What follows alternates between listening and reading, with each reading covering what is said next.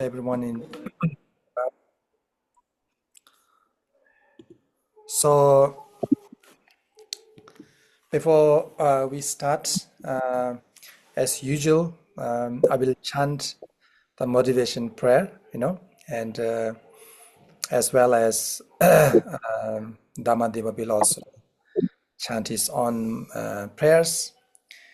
Then after that, we will start. And then I would like to also say that today, according to the Tibetan calendar, Tibetan Buddhist calendar, we have a very special day, which we call the Dakini Day today. The female deity days today. So every month we have two special days. One is the Guru Rinpoche Day, the other one is the Dakini Day. So today is the Dakini Day. Then after the Shamatha class, we have a short practice. As usually, we will have a practice for 1 hour, but because of Shamatha class, we have this today.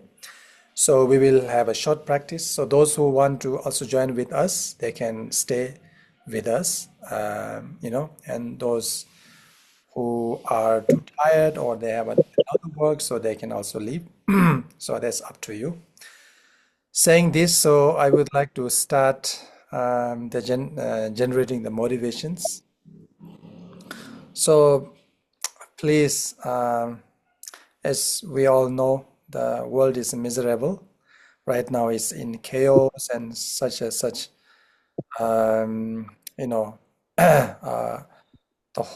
sentient beings and are in suffering, and human as well as humans, right now.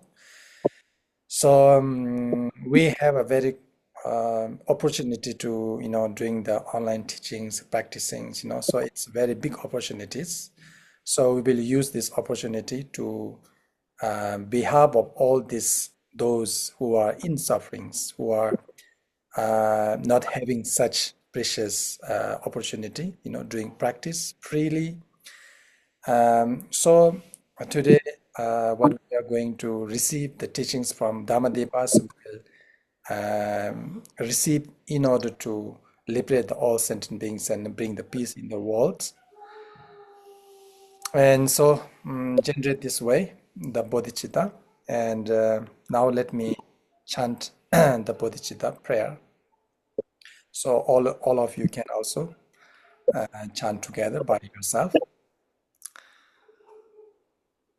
Chanjo zene rembo enche manje banan genju enchi gemba nyamba memba yang kone kondo bewa sho. O precious and sublime bodhicitta, may it arise in those in whom it has not arisen. May it never decline where it has arisen, but go on increasing further and further.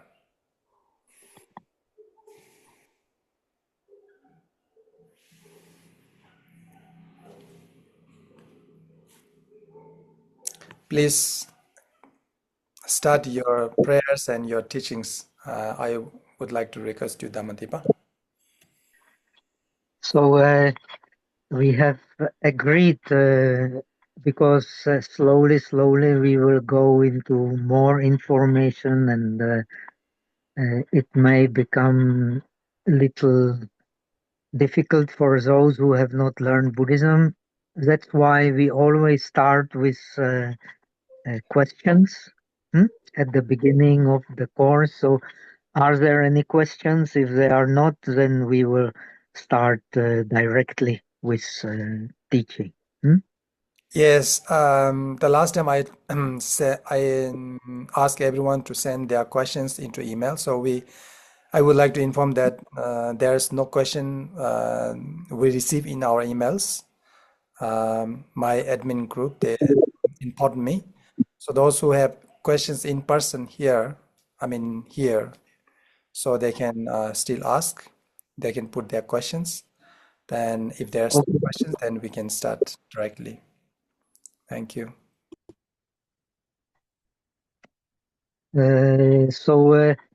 Today, because as you may know, in the non-dualistic approach to Buddhism, that is the bodhisattva path, is a non-dualistic approach. We have a very important concept, which is actually accepted in all traditions. In the Yogacara tradition, in the mind-only tradition, it's not only a concept, it is also, you can say, a real existent thing. In some traditions, also Yogacara, also Madhyamika especially, it is just a concept, but very important concept to understand the whole of Buddhism and the whole of the Buddhist practice. And this concept has three names which are used to emphasize different aspects. It is Alaya. You may have heard this word before. Hmm? Just like the our Rinpoche comes from the Himalaya. Hmm? So Hima means snow, Alaya means abode. So Himalaya literally means the abode of the snows. Now, in Buddhism, it is not called the abode of the snow. It is called the abode of the mind, because everything that exists, that is created due to causes and conditions, it needs some base. It needs some abode. Otherwise, it will not be, there will not be continuity. Because how can we remember past things? How can we be influenced by our past if there is no continuity of the mind? And the more you study meditation, the more you will see how much we are actually acting, being influenced by our past experience. This is also a knowledge in Western philosophy. This is a fact very well known to the Greeks, but explained in a different way. So the alaya is the continuity of the mind in which appear active mind. This alaya is the result of our previous active minds, which have, so to say, made impressions in our mind. These impressions, they are called seeds. And according to these seeds, then we, so to say, interpret the reality. So in a way, reality is our reality is something subjective. That's why we all attach to different things. What you may consider very beautiful, the others may not consider beautiful. What one may consider good, the others may not consider good. What one is attached, the other may not like, and what the other like, the other may not like. So we are not united in our perception and in our sensation. That's why everybody is living in a way in his own world, in his own past. And what we experience in the present is always connected to the past. How these past seeds, they ripen, and accordingly we experience what we experience. So this idea is very important. We exist because our mind has a continuity. This continuity is our abode, and uh, we, so to say, our mind, our active mind, lives in this abode of mind called Alaya.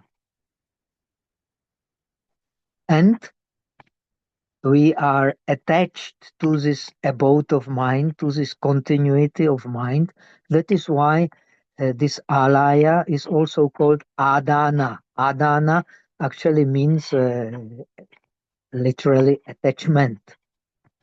It is the seat of our attachment, which happens, so to say, in accordance with our past experiences,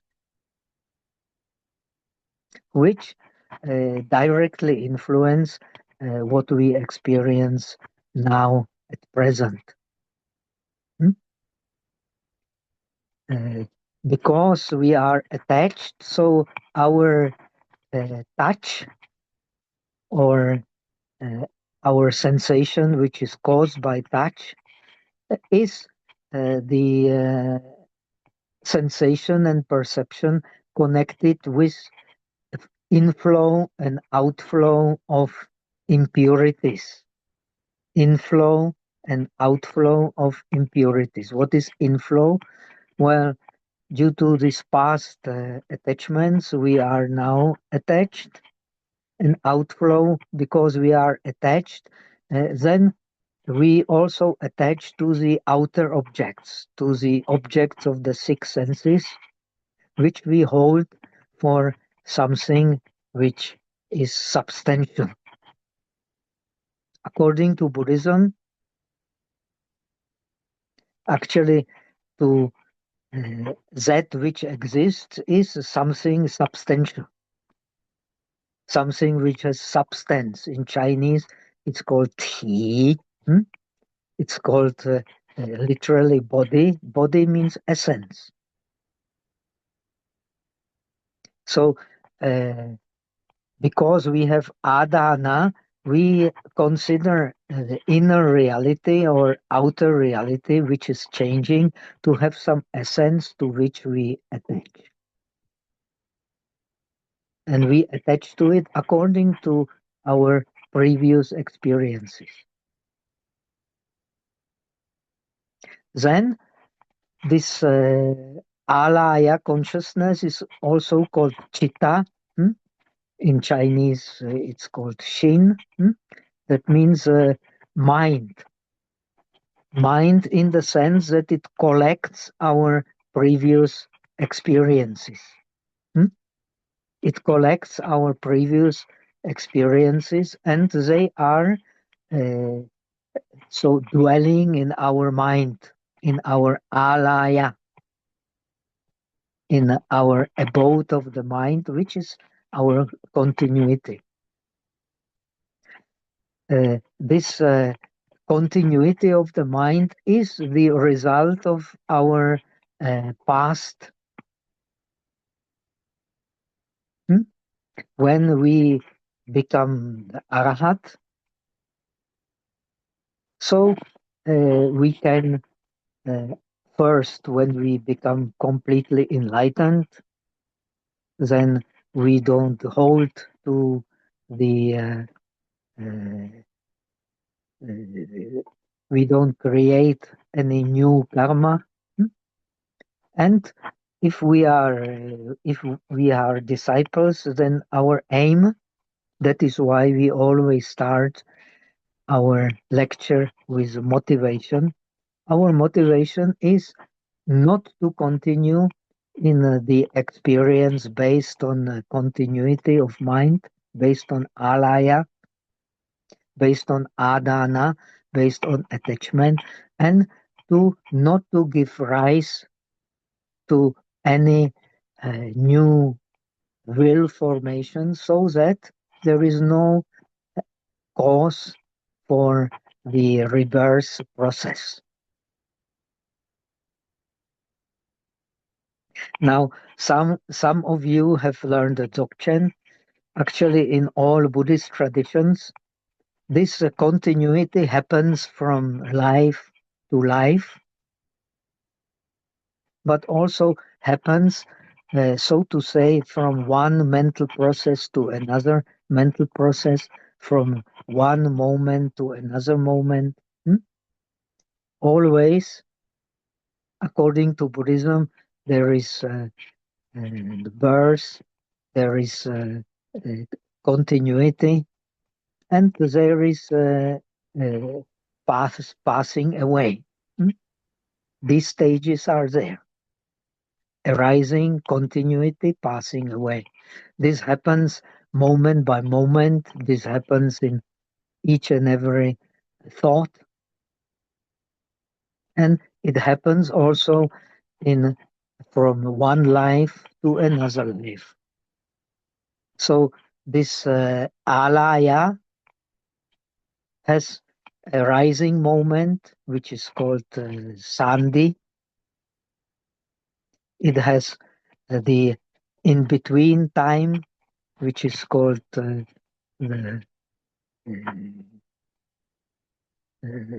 antarabhava, or the bardo in the Tibetan tradition. Hmm? So there is bardo between one life and another life, and in a way there is also kind of transition. In this transition happens in fact all the time. We are in a transition. To be in impermanence means to be in transition. But when we are born, so this mind, which is connected with attachment, which has a dwelling, which uh, has accumulated seeds, that mind has continuity. Now, when we die, so this mind also has continuity if there are causes and conditions for continuity. Now, you have been learning with with Rinpoche about Dzogchen. Hmm?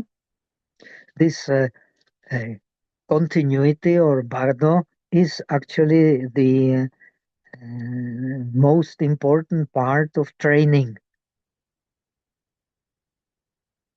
To we are not only transformed by the mind, we also transform the mind. By transforming the mind, we transform our consciousness, and according to how we transform our consciousness, then we experience. So we are not only passively participating in the process of cognition, in the process of knowledge, we can also transform the process of cognition, the process of knowledge, by meditating correctly. And meditating correctly, the most important part of the Buddhist yoga is, as we have explained, the Shamatha and Vipassana. By Shamatha and Vipassana, we are transforming, our consciousness becomes transformed, and this transformation has all kinds of skillful means. To learn Buddhism is to learn, in a way, the skillful means of transforming the mind. And these skillful means of transforming the mind are different in different traditions. That's why we have different transmission of Buddhism, which are all believe, in a way, they are the original teachings of the Buddha, because the true reality is, in fact, the reality that the Buddha has experienced. And we, so to say, we are transforming our mind. This is very important for understanding Yogacara. We are transforming our mind, especially our base of mind, our alaya, into wisdom. This is called paravritti, the transformation of alaya into wisdom.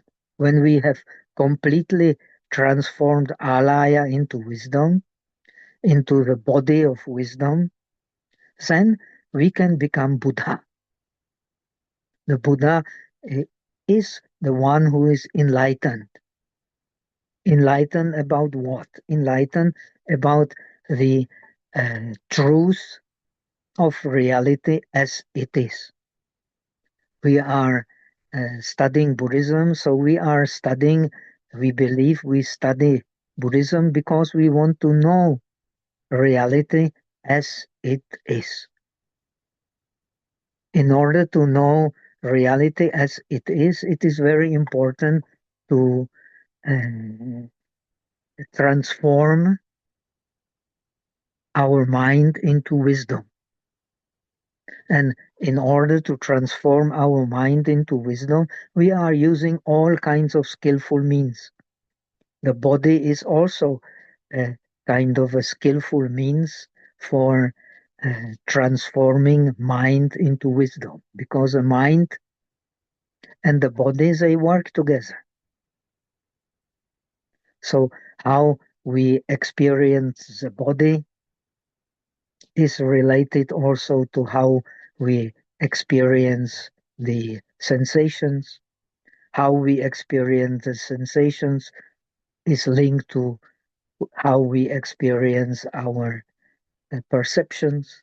How we experience our perception is connected to how we relate to reality, by our will and by the mental factors which appear together with the will, and accordingly we then distinguish. We distinguish either in accordance with wisdom, then we are, so to say, cultivating the path,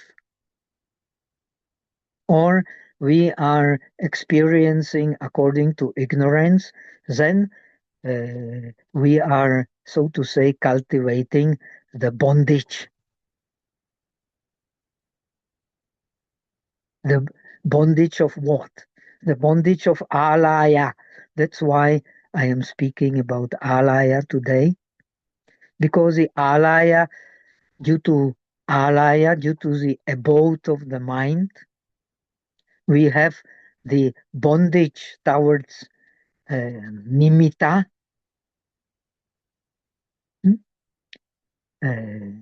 We have the bondage of holding to the images in the mind, to the objects of the mind. If there is no object, if there is no picture, if there is no image, this is called nimitta, in Chinese, xiang. If there is no xiang, nimitta, image, object,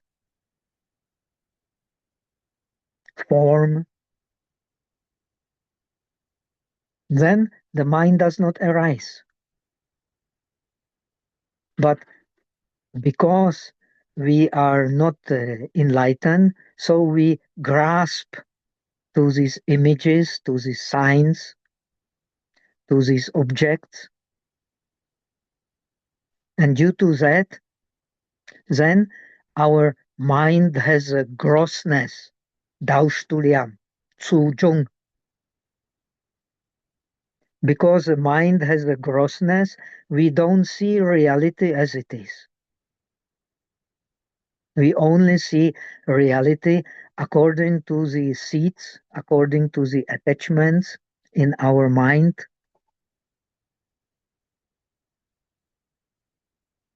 No matter what Buddhism we learn, this is common to all traditions.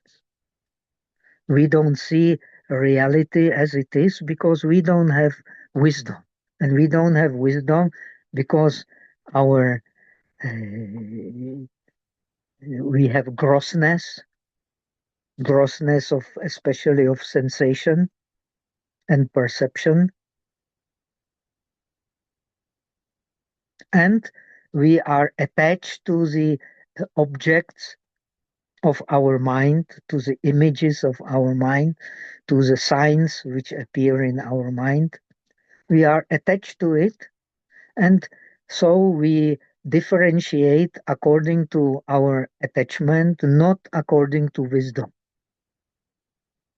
So we learn meditation in order to differentiate according to wisdom, not according to our attachment and our grossness of mind, our Daustuliam, our Sujung. That is why the first thing to learn in meditation, that's why we start with Shamatha. First thing to learn in meditation is called Prashrabdi, in Chinese Jing An. Jing An means lightness and peace. Only when we have lightness and peace in mind, we can learn samadhi.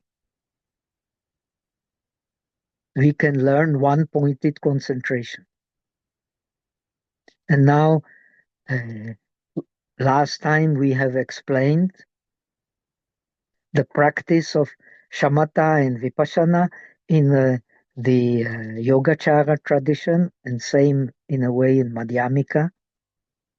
The practice of shamatha and vipassana has to be based on this one-pointed concentration, based on prashrabdi, based on lightness and peace in mind, based on pliancy. Sometimes they translate in English as pliancy, is Jing An.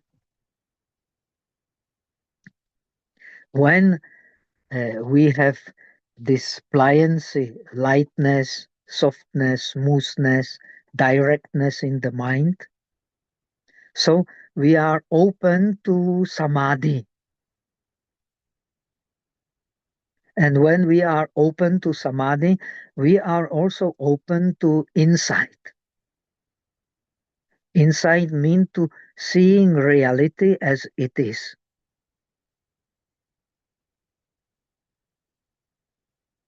In the non-dualistic tradition, reality as it is called suchness, tathata, or Jen-ru. So we want to learn shamatha in order to have, when we learn according to non-dualistic way, in order to have access to suchness, to Genru, to emptiness. The aim of samadhi is to have access to emptiness. Without samadhi, we don't have access to emptiness. And also, when we practice as I have learned according to the tradition of the disciples, you also don't have access to studying according to the truth, the real own characteristics of object and their common characteristics, impermanence, the suffering of impermanence, and selflessness of everything that is impermanent. That selflessness of everything that is impermanent is also suchness, emptiness. The nirvana is also suchness, emptiness. We study Buddhism, even explained in the teaching of disciples. We study Buddhism in order to experience one truth. Ultimately, all truths boil down to one truth. All differentiations are based on ultimate experience, which is called suchness. So the Buddha is also called Tathagata. Hmm? Tathagata, literally in Sanskrit, means he comes in suchness and goes in suchness. The Buddha is one who manifests suchness in this world of impermanence, of suffering of impermanence, and of selflessness of impermanence. That is Buddha. That is the condition we are striving for, no matter what Buddhism you study. That is ultimately the aim of all Buddhist paths, to come and to go in suchness, in truth. And the truth in Buddhism is one, that is selflessness. And the selflessness in the bodhisattva tradition is called suchness. That which is impermanent is also selfless. That which is beyond impermanence, which is supermundane, that is also suchness. So ultimately, when now you are learning Dzogchen, in Dzogchen you start with this motivation in order to contemplate suchness, which is common to all beings. Whether we like it or not, the suchness is common to all beings. And not because the beings are without beings, nothing give meaning. The beings are the meaning to the world. Without the mind, nothing has meaning. This is very important to understand. No mind, no meaning. And the true meaning of mind in Buddhism is, especially in the non-dualistic approach to Buddhism, in bodhisattva approach to Buddhism, is suchness. Our motivation is suchness. That is bodhicitta. That is why Rinpoche is asking to start with this bodhicitta, with this motivation. That is motivation for suchness. And this motivation of suchness is impossible to understand correctly unless we have cultivated shamatha. Because we have cultivated shamatha, we can have opening to a direct understanding of shamatha. But it takes three kinds of awareness of the concepts, contemplation, awareness of the correct contemplation on the concept, and realization of this concept, and the concept, ultimate concept, which goes beyond all concepts. That is precisely the suchness. So suchness is the ultimate concept which leads beyond all concepts. What means beyond all concepts? We live in reality, we need concepts. But beyond all concepts means beyond all attachment. Hmm? Beyond all attachment means beyond all differentiation. We cannot live without differentiating. Impossible. The life has no meaning without differentiating. But by learning meditation correctly, shamatha and vipassana correctly, we learn to differentiate correctly, and we do not cling to our differentiation. That is the especially in the Mahayana tradition, the training in dialectics.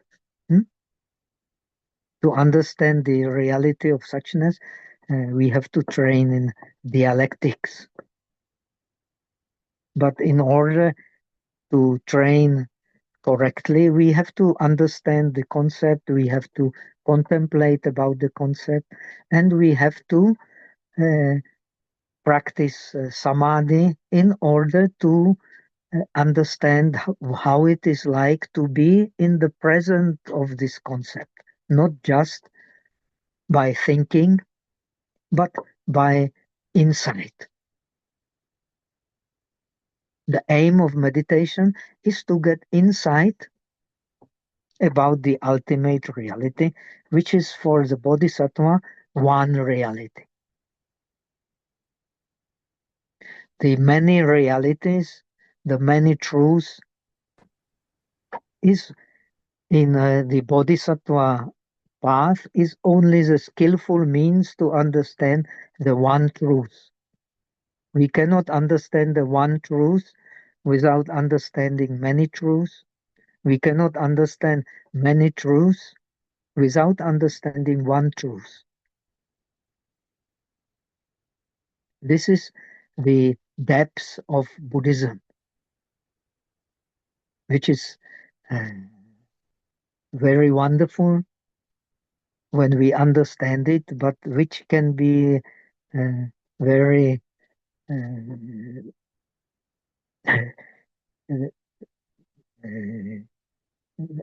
when it is not clear, when it is not clearly understood, it can also lead to many misunderstandings. That is why it is very important to study correctly, to contemplate correctly, and to meditate correctly. Nowadays, especially in this western part of the world, but I have lived almost half of my life in Asia, the people become more and more confused. Not because the life is the different, in a way life is always the same, but because we are not having a clear concept, we are not having a clear contemplation, and because we are not having a clear meditation about this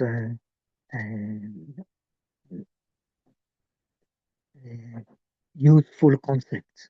We are learning so many concepts, but very few of us learn thoroughly useful concepts and how to contemplate on them, how to see them in the perspective of realization.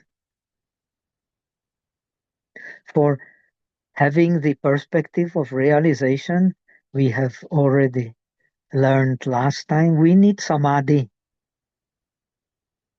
Without samadhi, we can know many things, but we don't have the perspective of realization.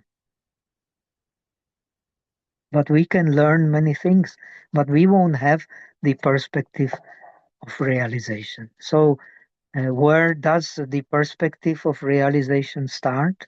We have to have faith, Shraddha. The faith means actually in Buddhism not a blind faith, but it means a clear understanding of the concept. Whether it is concept of selflessness and the skillful means of selflessness, or the concept of suchness and the skillful means of suchness. Without the skillful means, we cannot realize, impossible. And the reality that the Buddha and the Arahats have experienced, we cannot understand by thinking, by concepts. We can only understand by uh, grasping it clearly in the state of samadhi. That is the importance of shamatha. So that is why we have explained what prevents us from samadhi, these 5 hindrances. Because we have 5 hindrances, our mind is not clear. When the mind is not clear, when the mind has no prashrabdhi, no king an, then we immediately identify with our attachments and with our grossness of mind, due to which we are either excited or search for excitement, which is now the uh, content of life of most of us. We just search for excitement. And when we don't search for excitement, then and when we don't have excitement, we feel dull. So that is why in the Yogacara tradition, which is used widely in China and Tibet, these 5 hindrances actually they are connected with the obstacles to samadhi, which can be boiled down to 2 tendencies of mind. 2 tendencies of mind which either make us grasp for this nimitta, for signs, objects, uh, pictures appearing in the mind, or when these objects are not clear, so our mind is very dull. So because our mind is dull, it is falling. This is called Laya in Sanskrit, Chengmo in Chinese. And when the mind has no dullness, no grossness, then we want some excitement. We want to grasp something with which we can identify. Why? The Buddha has explained because our we are subjected to ignorance.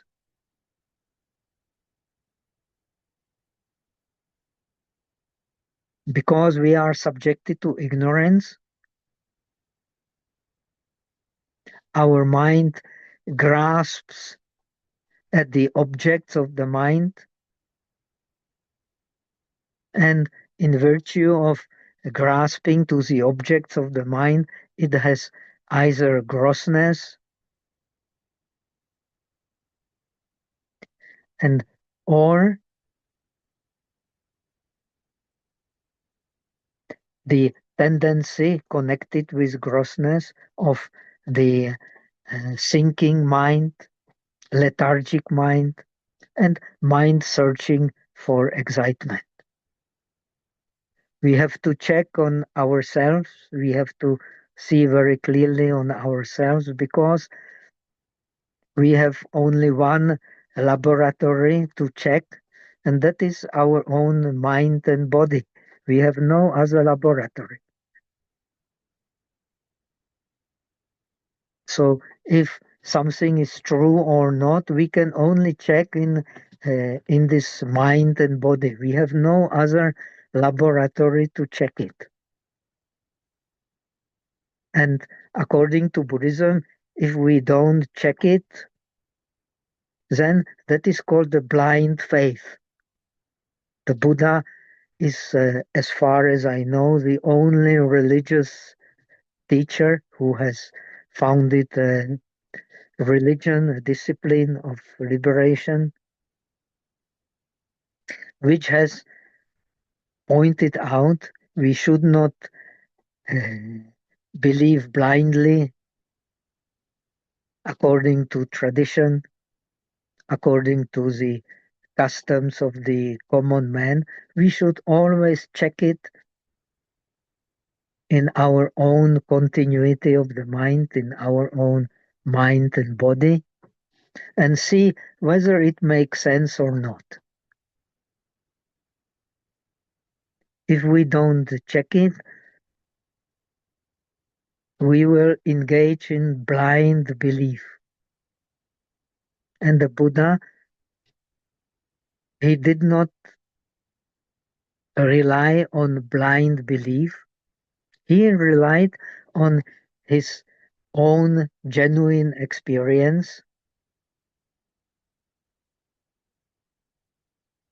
So, uh, because he has himself experienced, he was able to guide others. Because he has himself experienced all conditionings of the mind. This is clearly explained in Mahayana scriptures. The Buddha has experienced all conditionings of the mind, all conditionings with the objects of the senses, all conditioning with the subtle objects, all conditioning uh, in the in the formless spheres, all conditionings in the different stages of realization. He has experienced the liberated mind. He has experienced the sensation based on wisdom. He has experienced sensation based on ignorance. He has explained. He has explained all kinds of uh, perceptions based on ignorance or based on uh, wisdom. So he is our example, not only the perfect guiding of oneself, but also perfect guiding of others. That is because he has experienced all kinds of conditioning of the mind, so he can lead all kinds of beings according to their abilities to see for themselves.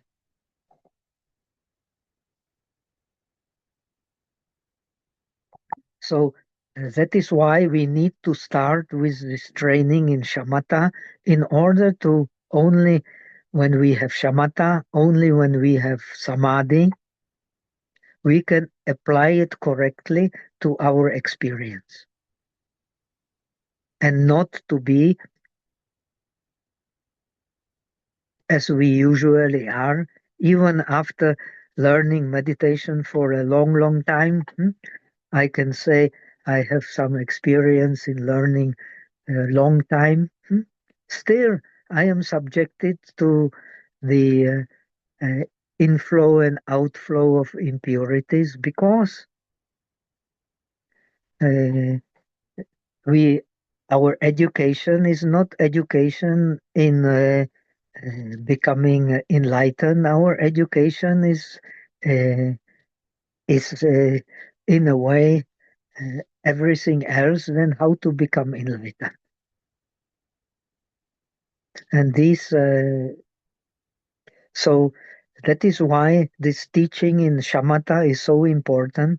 Unless we have uh, made this training our own and we have made it a habit so that it becomes our nature, whatever becomes part of our nature, that is real. What is not part of our nature, that is in a way not ours. So it will not stay. It will not stay in our alaya. It will not have continuity.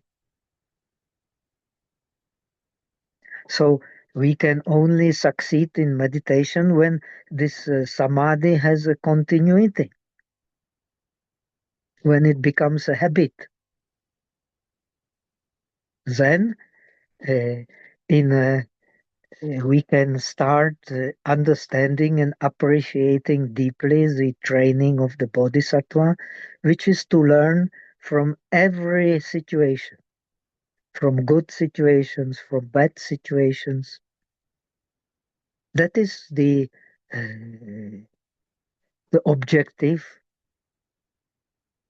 the motivation of the bodhisattva, not to uh, end the learning so that we have only killed all the defilements, our own defilements, but to complete the training so that we can not only learn from our defilements how to deal with them, but also to learn from defilements of the beings, how to make their defilements more subtle, less grossness, more subtlety, more uh, culture. That is why the bodhisattva is encouraged, as opposed to the teaching of the disciples, is encouraged to learn medicine, to learn art, to learn philosophy, to learn languages. All this is very useful to make a mind more subtle, more operative in all kinds of situations, and to learn from situations, not to abandon, only to learn to abandon the uh, distress. So this is advantage of the bodhisattva motivation of the Mahayana path. So that is also the motivation of samadhi, not only to attain and stay in all these blissful states of mind, in these dhyanas, in the subtle forms, and in the formless. They are very useful, but they are, so to say, not open for experiencing the mind and the world with the bodhisattva motivation. That's why they are very important for cultivating the strength of mind, but not very much taught in the Mahayana traditions because they're not very necessary, very useful for cultivating the bodhicitta motivation. The bodhicitta motivation is the of utmost importance. But to understand the bodhicitta motivation and to uh, practice it also in daily life, we need this training in samadhi. And we need this training in samadhi is to remove also the obstacles of the mind.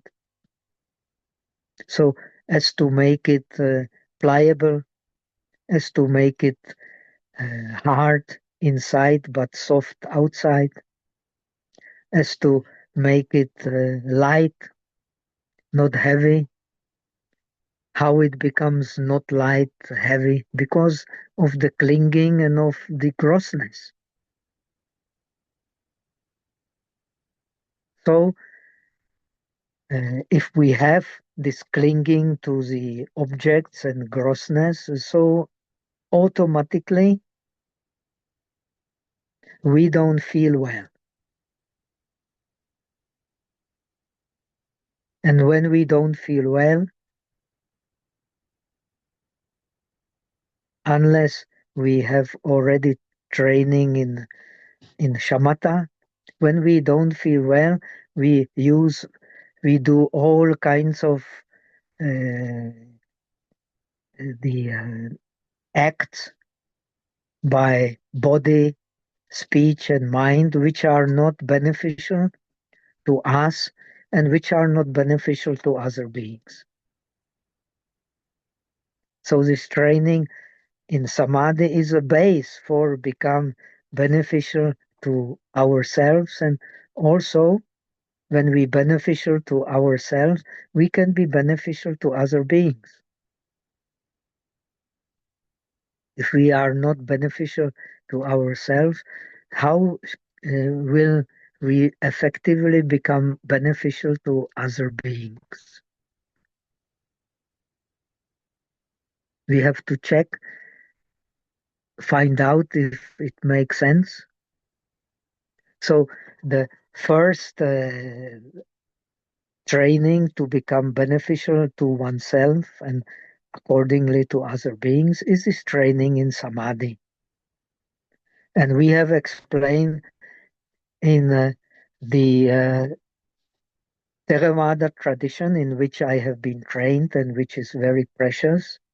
This training in samadhi is just explained as a training in the four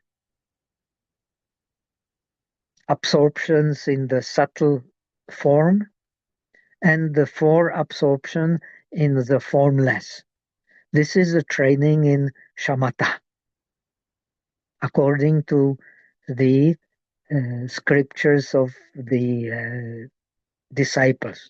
You will find it also in Abhidharma Kosha. You will find it also in Pali. This is a training in Shamatha. This is a very wonderful training, but for a bodhisattva, the training in Shamatha is not described as training in these 8 samapatis, 8 attainments, but it is described as training in the 9 dwellings of the mind, called Chitta Sthiti or Shin Ju. When you become familiar with these 9 stages of shamatha, when you make them very habit, when you can discern them very clearly. This is very important for helping yourself to be beneficial for yourself, and also you will see that you can also recognize these stages in others, because ultimately we are all living in the mind, and the mind is what defines our feeling, our perceptions, our will, and our attentions to the objects.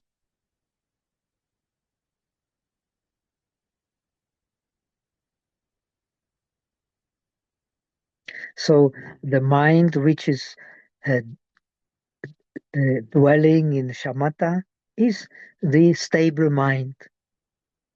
The mind which is not dwelling in Shamatha, it is not a stable mind. And we cannot attain the stable mind from today to tomorrow because we decide we want a stable mind.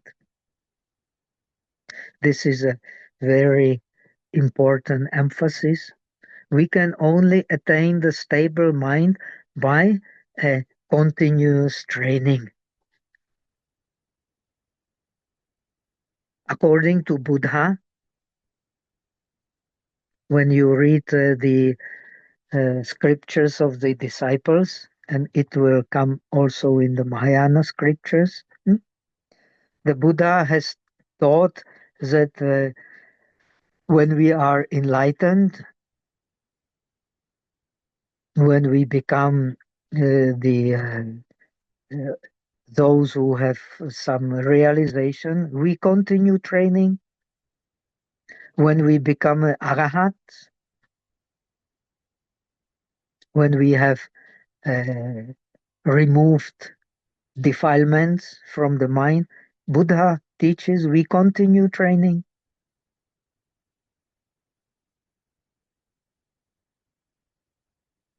And what is the continuity in training for the bodhisattva?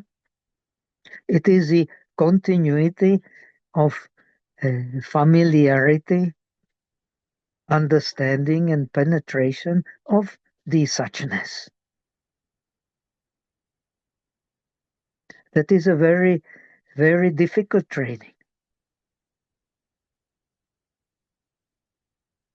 And it is a difficult training because it is connected with a timeless perspective. There is no end to the training because in the true experience of suchness, of nirvana, there is no time.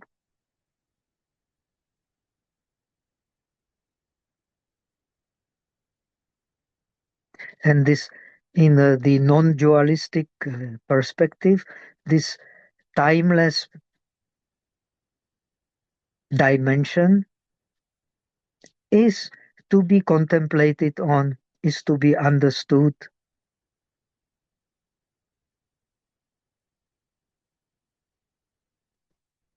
From the beginning to the end.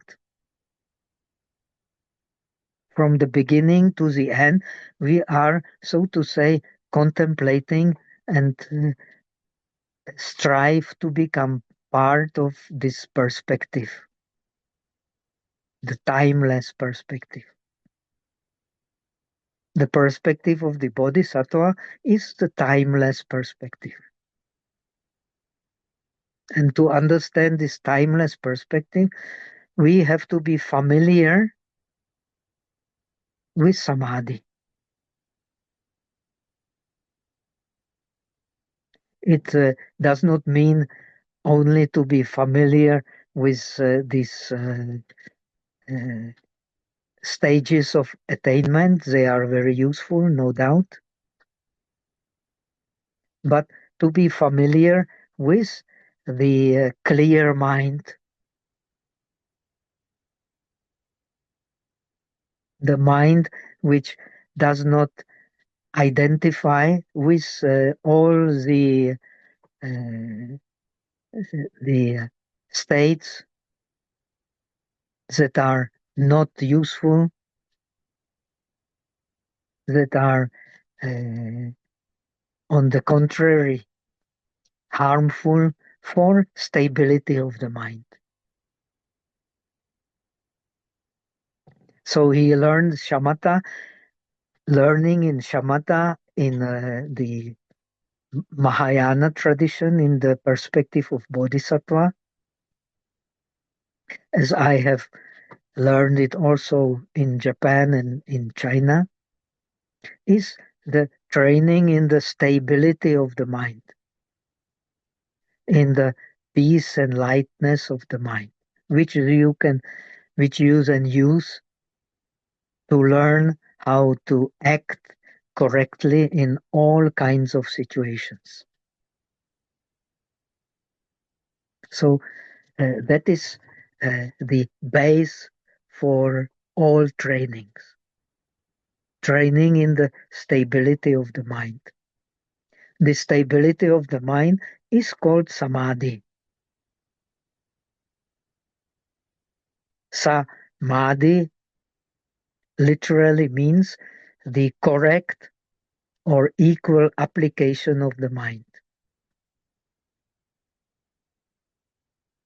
Adana means application. Sam means correct and also means sama, which means equal. So when we can apply the mind to the object correctly and equally, then we get a habit of stability. When we have habit of stability, then we can succeed very easily in all the attainments, and we can succeed very easily in all states of insight when we are able to keep this state. So we have explained the in the one-pointedness of the mind, we can join together the shamatha aspect of the training, the appeasement of the mind, with wisdom training of the mind, with correct differentiation. Correct differentiation also implies what is in a concrete situation, what is useful, what is not useful, what is proper way, what is not proper way. All this comes under the training in samadhi, not just the attainments, and then apply them to the wisdom, which means correct differentiation. Correct differentiation should become a habit based on the samadhi.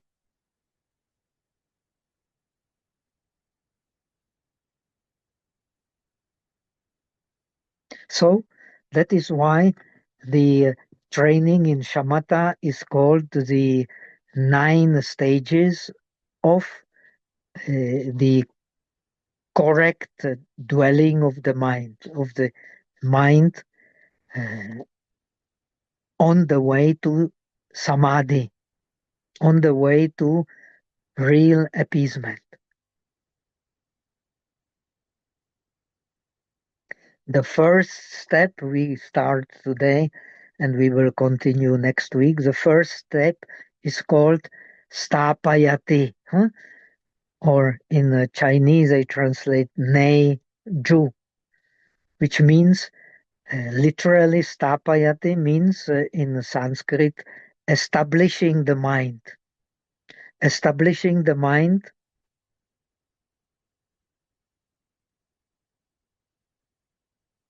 How do we establish the mind?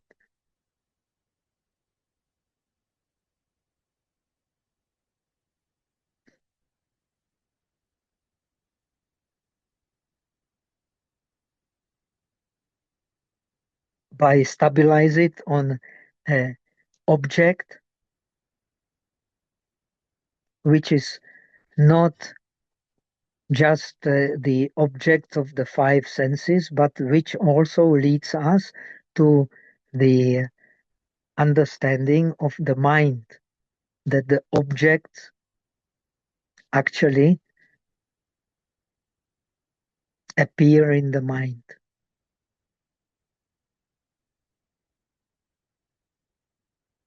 And the objects appear in the mind only when we isolate the mind from running after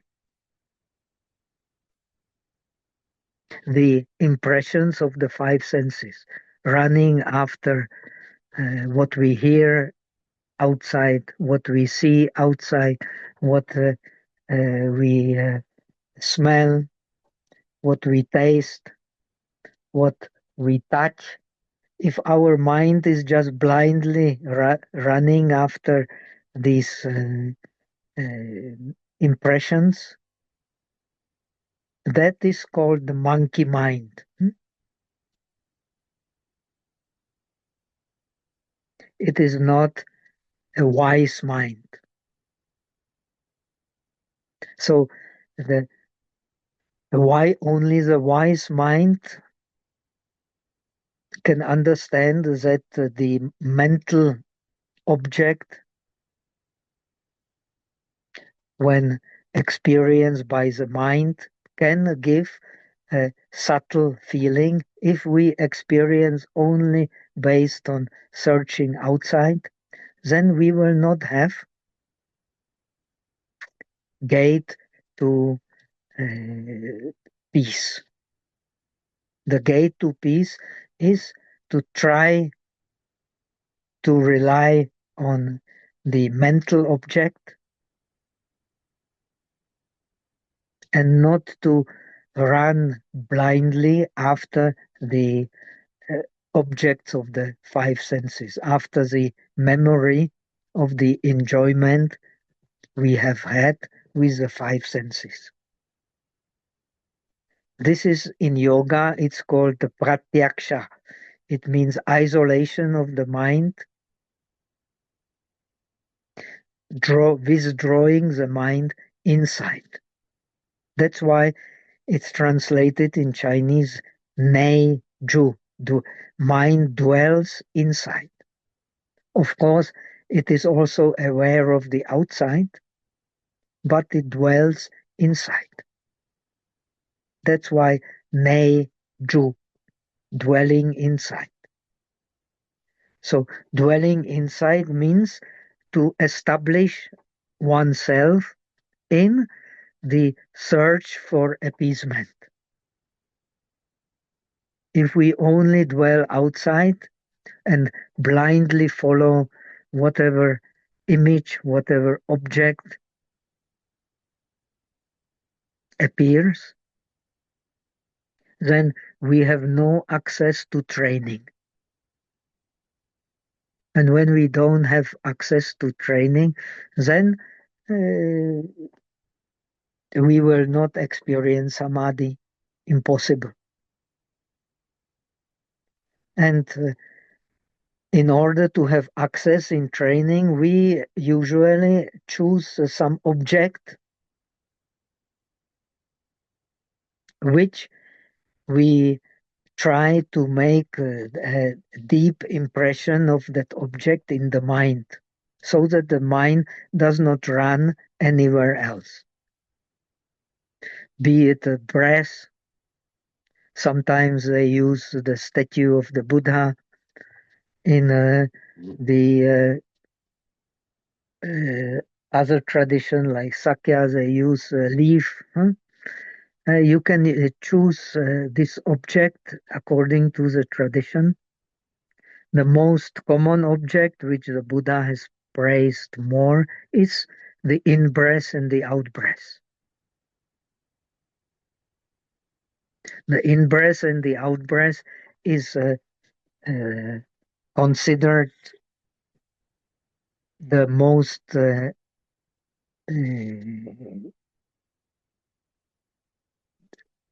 suitable object because the breath is what connects the body and the mind.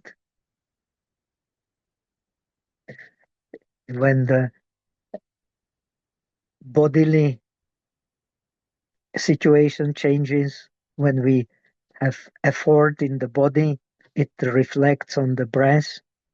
When we have effort in the mind, too much grasping, too much attachment, too much anger, it also reflects on the breath.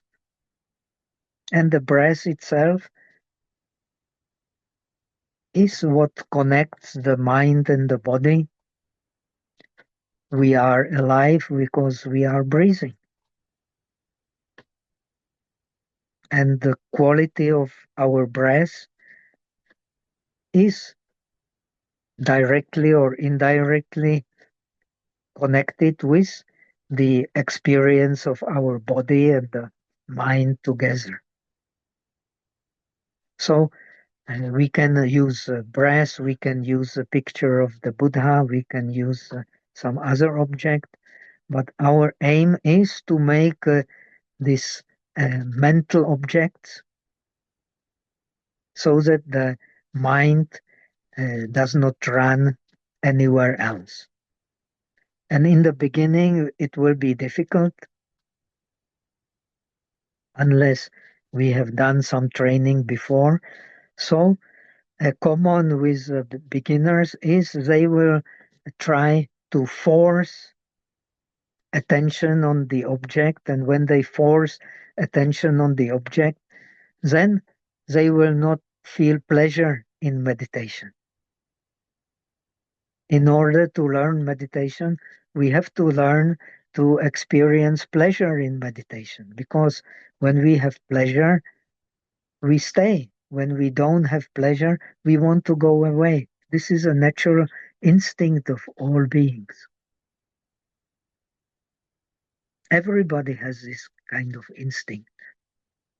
Even those who are great yogis, they don't want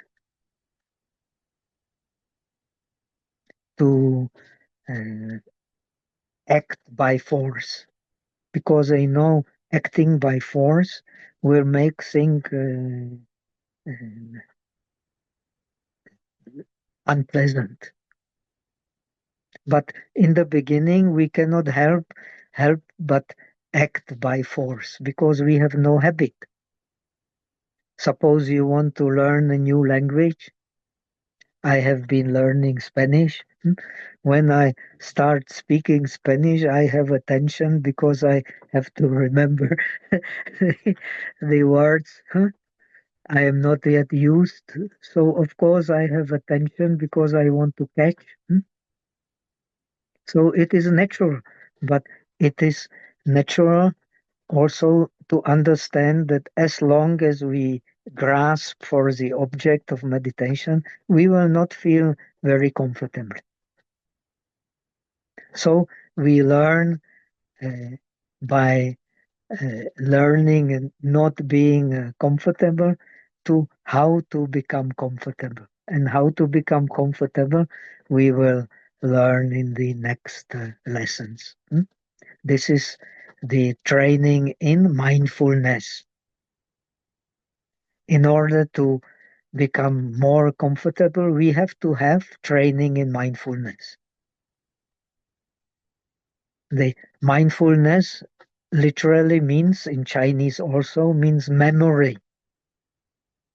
We have to have a present memory of the meditation object so that our mind does not run elsewhere to some other object.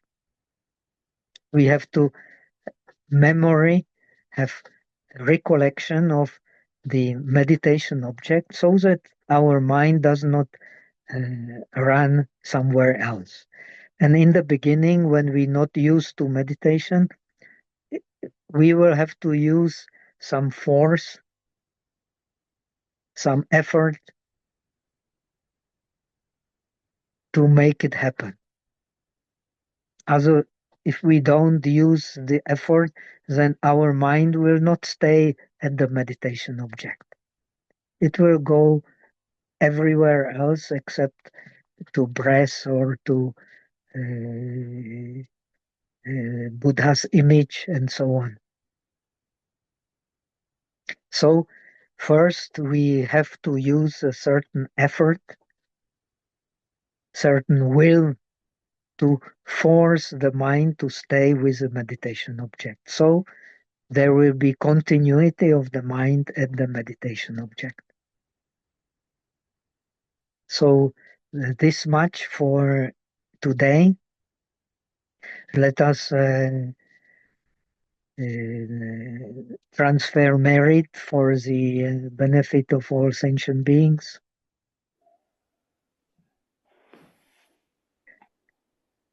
May the merits of this Dharma spread to all beings so that we attain the state of perfect realization. Om Ito. Okay. Thank you very much.